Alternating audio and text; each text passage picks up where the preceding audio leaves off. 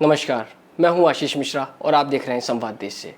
आया राम और गया राम की कहावत तो आपने सुनी ही होगी और आपने भारतीय राज्यों में हो रही लगातार इस उठापटक को आप देख ही रहे हैं।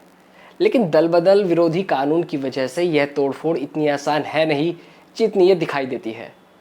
इसमें पार्टी के 2/3 विधायकों के समर्थन की आवश्यकता होती है, लेकिन इससे पहले ऐसा नहीं था। इस सब की शुरुआत होती है 1967 में हरियाणा के पलवल जिले की हसनपुर विधानसभा से।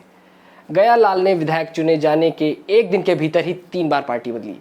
सबसे पहले वो कांग्रेस का हाथ छोड़कर जनता पार्टी का दामन थाम लिया और कुछ ही देर बाद वापस कांग्रेस में आ गए।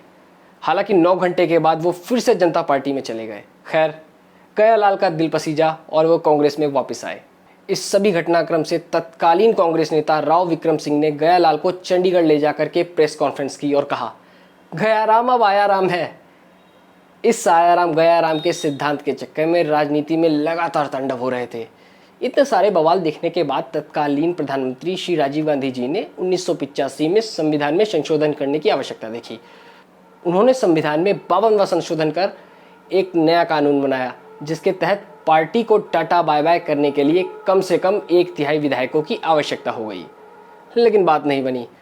पहले नेताजी पार्टी से अकेले भागते थे, अब इस कानून के कारण उनको 1/3 विधायकों को भी साथ लेके जाना पड़ गया और इस कारण उन्होंने पार्टी के 1/3 विधायकों को भी भगोड़ा बनाने की शुरुआत कर दी और ये सब लगातार इसी तरह निरंतर चलता रहा। इस सभी स्थिति को देख अटल बिहारी वाजपेयी जी की एनडीए सरकार ने 2003 में संविधान में संशोधन कर दल बदल के लिए आवश्यक विधायकों की संख्या को 1/3 से बढ़ाकर 2/3 कर दिया। इस सबसे दल बदल कितना रुका ये आप सबसे छुपा नहीं है।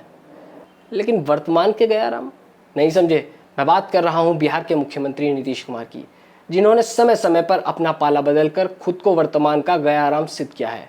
और तो और जिस आरजेडी के साथ आज नीतीश कुमार जी मिलकर सरकार बनाने का प्लान कर रहे हैं, उसी आरजेडी के मुखिया लालू यादव जी ने नीतीश कुमार जी को राजनीति का पलटू राम कहा है। उस समय की स्थिति को देखकर नीतीश कुमार जी ने जॉर्ज फर्नांडीज जी से भी किनारा किया, शरद यादव जी से भी किनारा किया।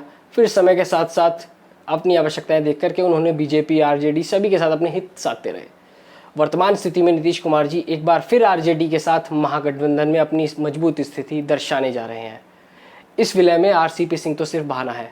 असल में 2024 में उन्हें खुद को प्रधानमंत्री का दावेदार बनाना है।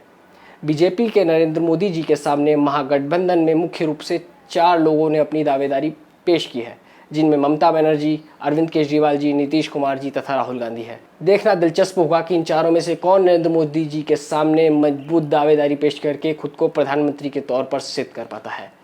तो इस तरीके से और भी दिलचस्प किस्सों को और न्यूज़ एनालिसिस को हम लेकर के आपके सामने आते रहेंगे। नमस्कार।